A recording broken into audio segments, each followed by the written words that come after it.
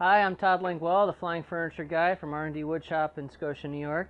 Today I'm going to show you how to remove ink marker on pine furniture. If you have wood, pine, that has ink or marker on it, you can use a product called Goof Off, and that'll remove both the marker and the ink pen from your pine furniture. This works on finished and unfinished wood products. Try to go in the direction of the grain if possible. You can go cross grain, but make sure that you finish up with the grain.